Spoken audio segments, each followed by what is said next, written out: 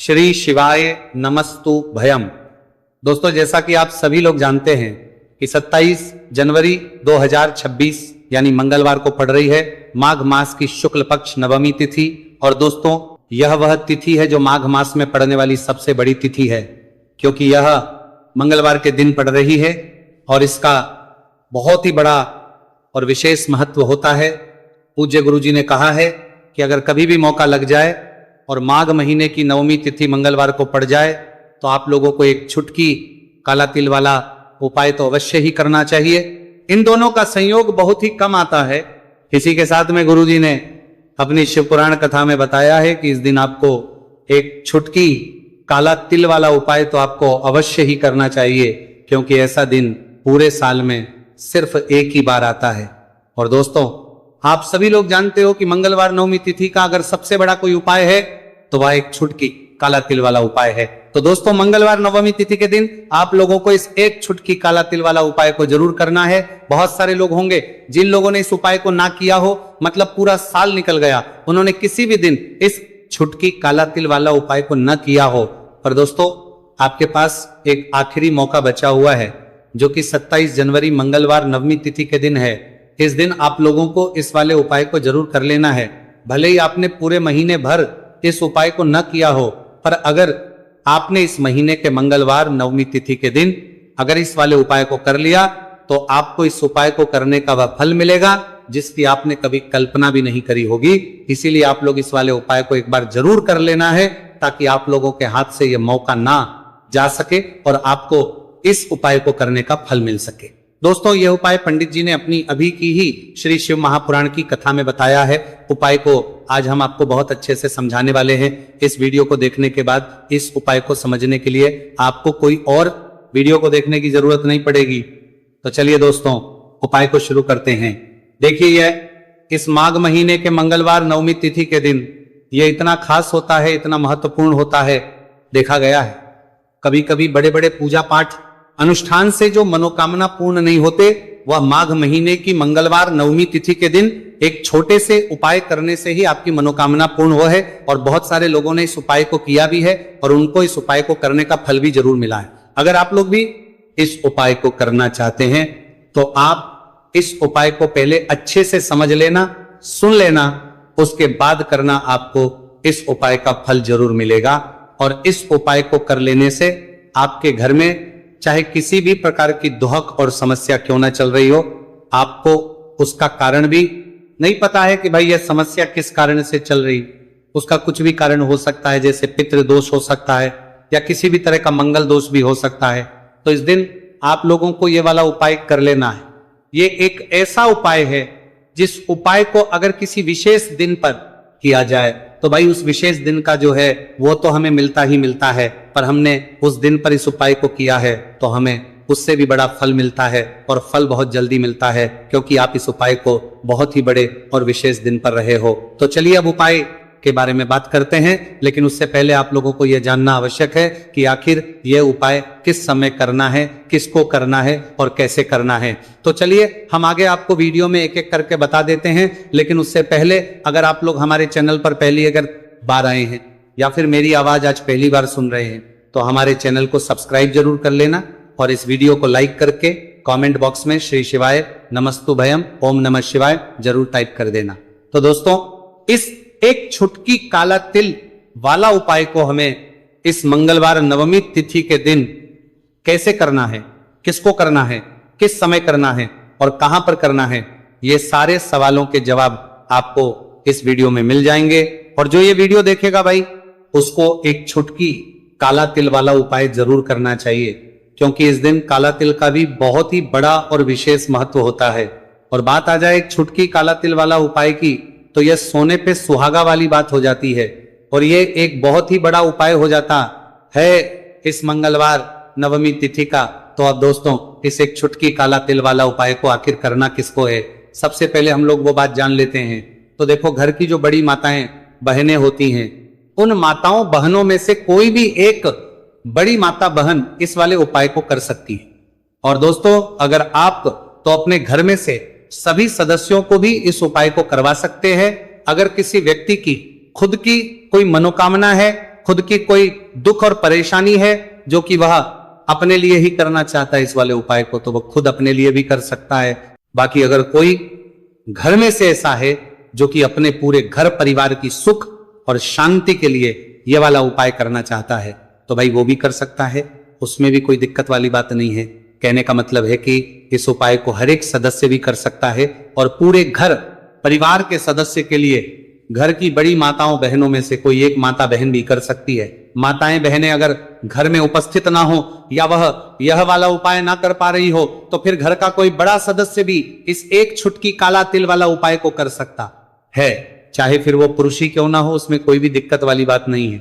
उसके बाद में दोस्तों जो अगला प्रश्न निकल आता है वो यह आता है इस उपाय को लेकर कि आखिर इस उपाय को हमें किस समय करना है, सुबह के समय करना है कि शाम के समय करना है।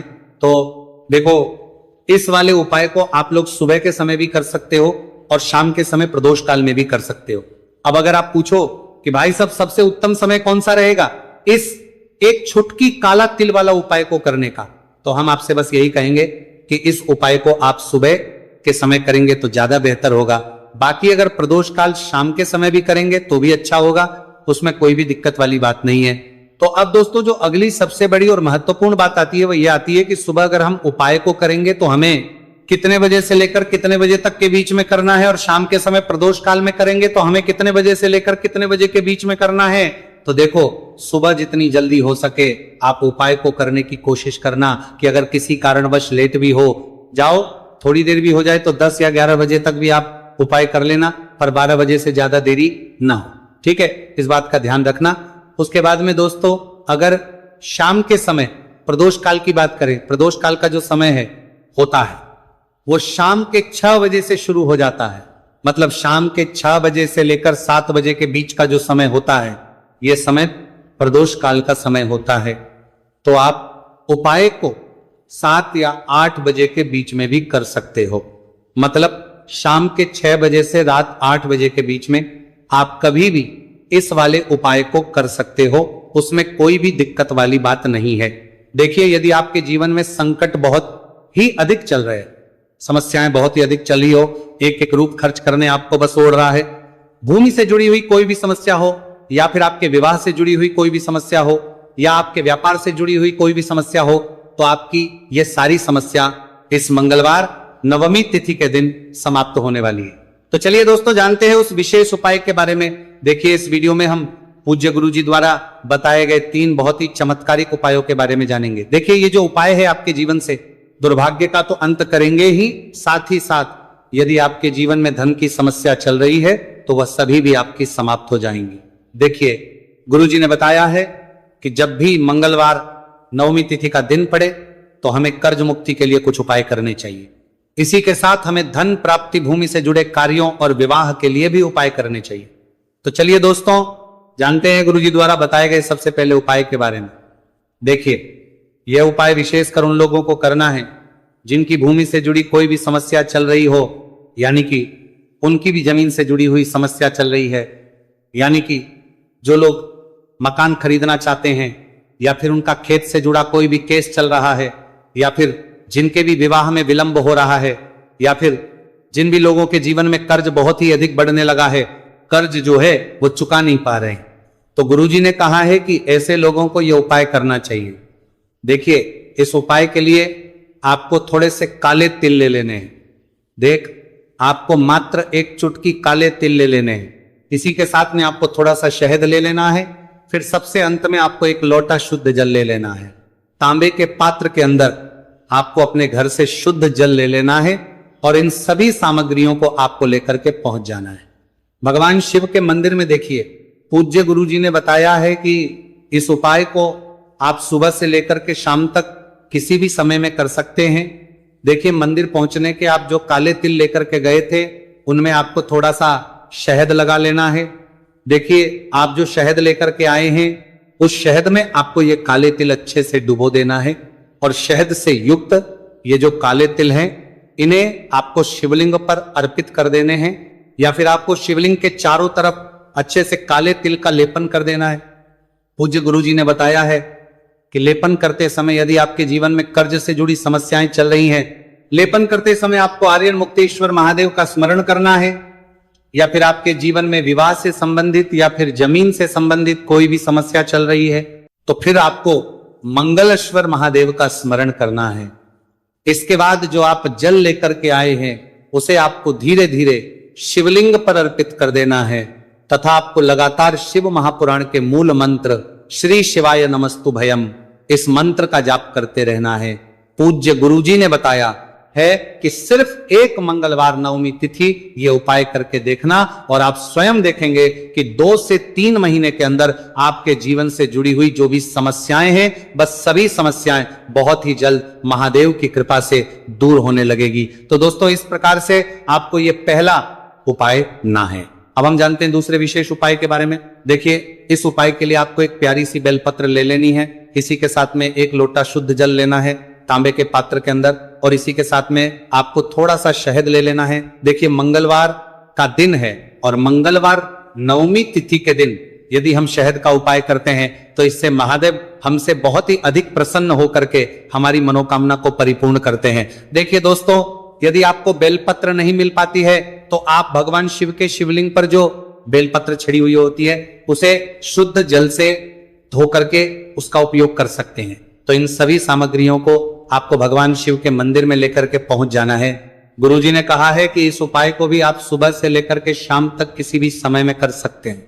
देखिए मंदिर पहुंचने के बाद आपके पास जो एक बेलपत्र है और बेलपत्र की जो सबसे बड़ी वाली पत्ती होती है और उसकी जो चिकनी साइड होती है उस पर आपको अच्छे से शहद का लेपन कर देना है, यानी कि बेलपत्र की बड़ी वाली पत्ती पर पूरी ही पत्ती पर अच्छे से शहद लगा देना है। अब देखिए ये जो बेलपत्र है इसे आपको अपने सीधे हाथ की हथेली पर रखना है और आपके जो भी कार्य अटक रहे हैं, देखिए बहुत से लोग ऐसे होते हैं जो अपने नौकरी को प्राप्त करने के लिए सालों से तैयारी करते हैं लेकिन उनको नौकरी नहीं प्राप्त हो पाती है। बहुत से ऐसे लोग होते हैं जो बहुत ही मेहनत करते हैं, धन भक्ति के लिए बहुत अधिक प्रयास करते हैं लेकिन फिर भी उनको धन प्राप्त नहीं हो पाता है। तो गुरुजी ने बताया है कि जब भी आपको अपने कार्यों में सफलता ना मिले तो फिर आपको मंगलवार के दिन इस उपाय को अवश्य करना चाहिए। देखिए अब आपको जिस भी कार्य में सफलता प्राप्ति करनी है उस कार्य को सफल बनाने के लिए आपको महादेव से प्रार्थना कर लेनी है और फिर ये जो एक बेलपत्र है इसे आपको भगवान शिव के शिवलिंग पर अर्पित कर देनी है। देखिए बेलपत्र की चिकनी साइड जिस पर आपने शहद लगाए है वह शिवलिंग से स्पर्श रहेगी और इसकी जो डंडी है वो आपको जलाधारी की ओर रखनी है। इस प्रकार से आपको यह बेलपत्र अर्पित कर देनी है। अब देखिए आप जो एक लोटा जल लेकर के आए हैं उसे आपको भगवान शिव के शिवलिंग पर धीरे धीरे अर्पित कर देना है। श्री शिवाय नमस्तु भयम इस मंत्र का जाप करते हुए देखिए जैसे ही ये जल शिवलिंग से होकर के जलाधारी की ओर बह करके आएगा तो इसे आपको थोड़ा सा अपने सीधे हाथ की हथेली में झेल लेना है। इस जल को आपको अपनी दोनों आंखों पर लगा लेना है और इस जल का थोड़ा सा छिड़काव आपको अपने शरीर पर कर लेना है। पूज्य गुरुजी ने बताया है कि जब भी हम मंगलवार के दिन शहद वाली बेलपत्र शिवलिंग पर अर्पित करते हैं तो इससे हमें महादेव हर कार्य में सफलता प्राप्त करवाते हैं। यदि हमें अपनी मेहनत करने के बावजूद भी पर्याप्त मात्रा में सफलता नहीं मिल पा रही है तो गुरुजी ने कहा है कि आपको मंगलवार नवमी तिथि के दिन यह चमत्कारिक उपाय अवश्य ही कर लेना है। अब दोस्तों हम जान लेते हैं गुरुजी द्वारा बताए गए तीसरे विशेष उपाय के बारे में। देखिए इस उपाय के लिए भी आपको मात्र 1 लोटा शुद्ध जल ले लेना है तांबे के पात्र के अंदर। फिर इसी के साथ में आपको एक प्यारी सी बेलपत्र ले लेनी है। बेलपत्र आपको ध्यान रखना है कि कैसे भी कटी हुई खंडित नहीं होनी चाहिए। अब देखिए मात्र 2 सामग्री लेकर के आपको भगवान शिव के मंदिर में पहुंच जाना है। पूज्य गुरुजी ने बताया 2 सामग्री है कि ये उपाय विशेषकर उन लोगों को करना है जिनकी कोई भी विशेष मनोकामनाएं जो कई दिनों से परिपूर्ण नहीं हो पा रही है, चाहे वे विवाह से संबंधित हो, नौकरी से संबंधित हो, व्यापार से संबंधित हो, चाहे किसी भी प्रकार की मनोकामना है जो परिपूर्ण नहीं हो पा रही है तो उसके लिए आपको यह उपाय करना है। देखिए इस उपाय को भी आप सुबह से कि शाम तक किसी भी समय में कर सकते हैं। देखिए मंदिर पहुंचने के बाद सबसे पहले तो आप बेलपत्र लेकर के आए हैं, उसे आपको अपने सीधे हाथ की हथेली पर रखना है और आपको महादेव से प्रार्थना करनी है कि हे मेरे महादेव, मेरी ये जो मनोकामनाएं बहुत दिनों से अधूरी है, मैंने कई प्रकार के उपाय कर लिए हैं, कई प्रकार के व्रत कर लिए हैं, लेकिन अभी तक मेरी मनोकामना परिपूर्ण नहीं हो पाई है। तो उस मनोकामना को परिपूर्ण करने के लिए प्रार्थना करनी है और ये एक बेलपत्र आपको शिवलिंग पर अर्पित कर देनी है। देखिए बेलपत्र की जो चिकनी साइड है वो शिवलिंग से स्पर्श रहेगी और इसकी जो है वो आपको जलाधारी की ओर रखनी है। इस प्रकार से आपको ये बेलपत्र अर्पित कर देनी है। इसी प्रकार से आपको यह बेलपत्र अर्पित करनी है। अब देखिए आप जो एक लोटा शुद्ध जल लेकर के आए हैं इसे आपको धीरे धीरे शिवलिंग पर अर्पित कर देना है। इस मंत्र का जाप करते हुए देखिए जल अर्पित करते हुए आपको कम से कम 11 बार श्री शिवाय नमस्तु भयम या फिर ओम नमः शिवाय इस मंत्र का जाप कर लेना है। पूज्य गुरु जी ने बताया है कि जो भी व्यक्ति 27 जनवरी मंगलवार नवमी तिथि के दिन शिवलिंग के सामने इस उपाय को करता है तो उसकी जो भी मनोकामना है वह महादेव की कृपा से निश्चित ही परिपूर्ण हो जाती है। तो दोस्तों ये थे पूज्य गुरु जी द्वारा बताए गए कुछ बहुत ही खास उपाय। अगर आपको जानकारी अच्छी लगी हो तो वीडियो लाइक करिएगा। मिलते हैं फिर एक नई वीडियो के साथ। श्री शिवाय नमस्तु भयम।